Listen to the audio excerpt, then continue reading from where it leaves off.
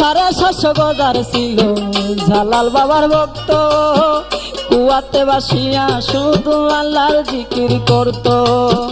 দেশ বিদেশ হইতে মানুষ কুয়ার পাহাড়ে গিয়া হাত বাড়িয়া ডাক মারিত আই রে আই ভলিয়া। দেশ বিদেশ হইতে মানুষ কুয়ার পাহাড়ে গিয়া হাত বাড়াইয়া ডাক মারিত আই রে আই ভলিয়া। তখনই বাসিয়া উঠত খাওয়ন দিল এসে খাইত রে।